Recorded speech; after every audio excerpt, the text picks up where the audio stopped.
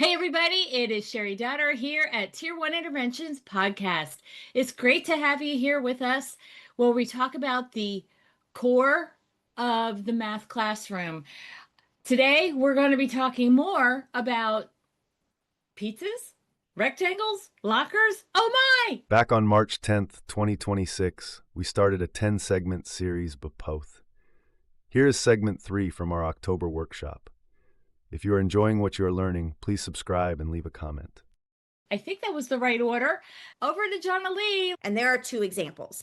When I want these kids to know how many inches are in a foot, I'm just going to tell them. I'm going to tell them, I'm going to tell them, I'm going to tell them, and then they're going to tell me. They're going to tell me. They're going to tell me. And I'm going to constantly be bringing this fact fluency into the classroom as much as possible. When I'm teaching long division, they're going to mimic. They're going to follow directions. That's a different skill than if I'm asking them to divide. See, division isn't always long division. Long division is only a very small part. The long division procedure is a very small part of the big idea of division. So I'm telling them this. I tell them there's 12 inches in a foot. Everybody say this with me. There's 12 inches in 1 foot. Perfect. And I say, how many inches? Oh, I did say this and they were really good. I said, how many inches in 1 foot? Then they were like 12. I said, how many inches in 2 feet? Actually, most of them were like 24. How many inches in 3 feet? 36. Some of them knew that. I said, but this goes to a little more than 39. So is this, so then I said to them, 3 feet is 1 yard. 1 yard is 3 feet, which is 36 inches. Then here was the final question. Is a meter or a yard bigger? Which is bigger, a meter or a yard? Now, even after that mini lesson, many of them didn't know, and I wasn't expecting them to know because just telling does not lead to learning. Do you see what I'm like the point I'm making here?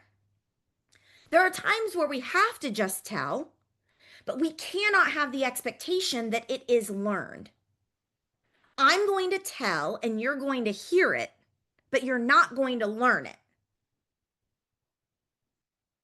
And that is okay, and that is the expectation. So I knew they weren't going to know, and I did not confirm or deny which was bigger. It didn't matter that day. So I said, here's the point. You're not going to use centimeters today. You're going to measure yourself in inches.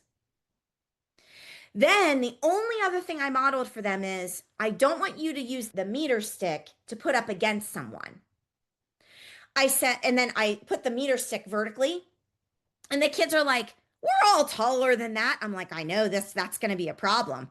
I said, so when you are measuring each other's height, I want you to go to a surface on the wall.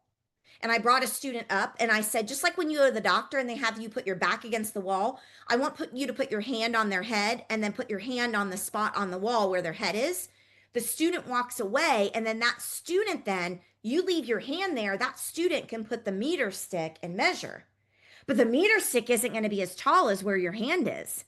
So you're going to have to put the meter stick up, and already you know that's 39 inches. You're going to have to add on the extra inches, pull the meter stick up. I knew they were not going to be able to do this. And I'm not worried about it, kids. Do you see? I want this to be a hot mess disaster. Natalie and I are both very type B math teachers. And we celebrated that so much yesterday because we are dang good. But we are very type B. The reason we are type B is more learning is going to happen when we let kids swim in the struggle. Okay? Now, oh my freak.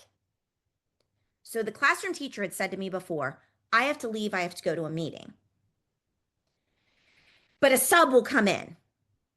And I'm like, perfect. I appreciate that. Natalie's a visitor. I teach at the high school. Like, they're so good about making sure that there's coverage. She said, I'll be gone for about 20 minutes or so. So the minute I'm ready to release kids is when she goes to her meeting. And this sub comes in.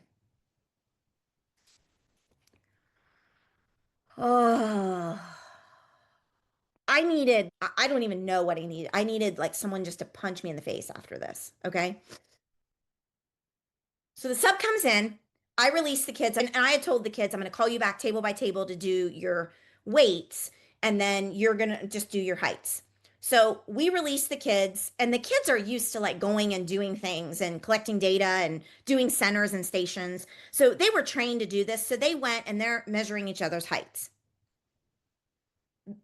They're all on task and it's beautiful, except a couple kids. They were having a rough day. They stayed in their seats. One kid put his head down. I just ignored that. It's okay. Just let him be. I'm not going to force him to do anything today. Natalie had some good teacher talk with him a little bit, and she found out what was going on. And you can do those things with kids. And so we did that. But anyway, the kids were all measuring each other's heights. They were doing it all wrong. Okay. I knew this was going to happen. It's okay. I wanted somebody to come back and be like, I'm 78 inches. Because me personally, I'm 61 inches, and none of these kids are taller than me. So I wanted that to happen when we were ready to do their data points. So I'm back at the weighing station. Natalie's working with a couple groups and guiding them on facilitating them doing their measurements, like in a good pedagogy.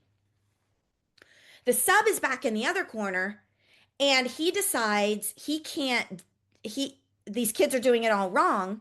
So he has all those kids on that side of the so he has all those kids sit back down in their seats on that side of the room. Amy just put a little comment here. My prediction, the sub came in and began correcting each group. Yep.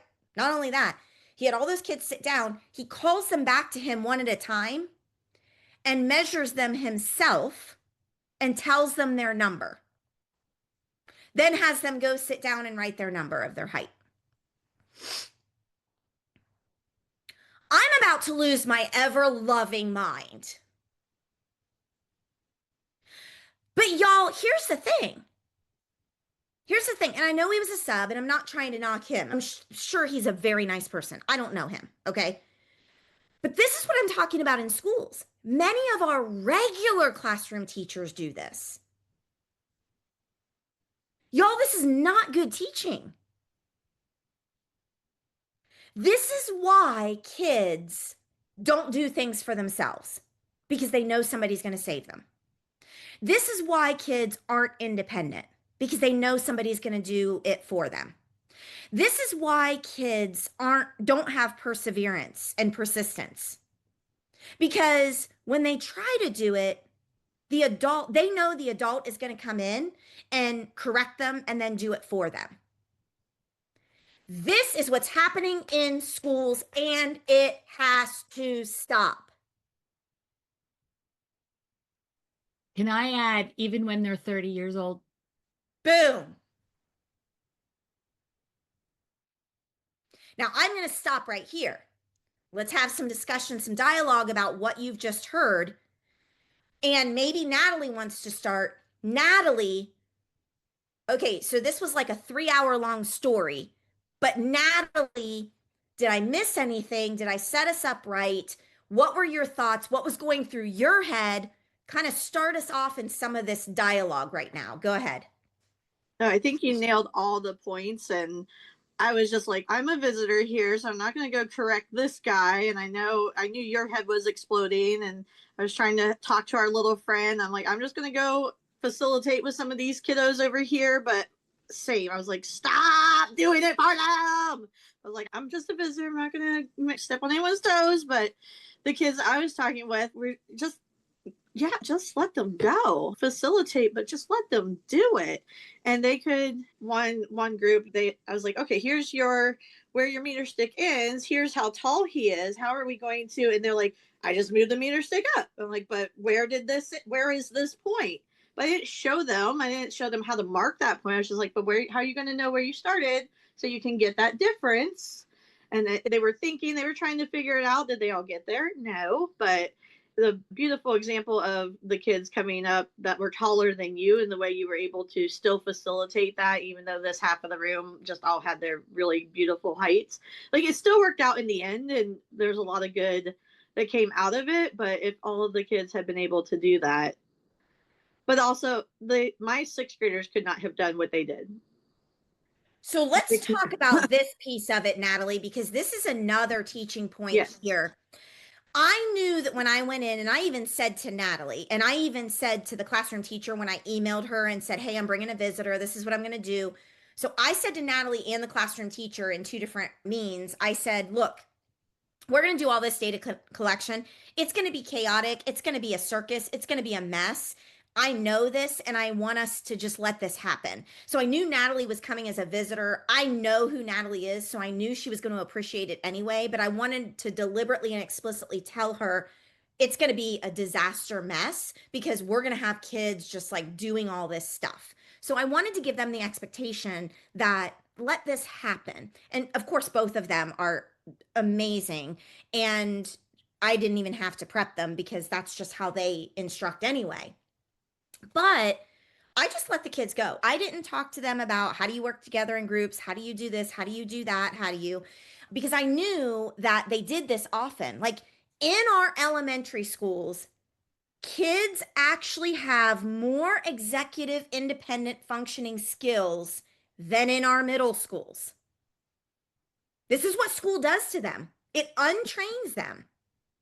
Because when I go into elementary schools, no matter what elementary school I go in, first, second, third graders can operate in stations and centers very independently and can control their behavior. You go into a sixth, seventh, eighth grade classroom, and now the kids are out of the middle school teachers say to me all the time, John Lee, I can't have kids do groups. I can't have kids do stations. I can't because they can't do it. I'm like, that's funny because when these same kids were in first and second grade, they could. So that is not a problem with the kids. That is a problem with our school system.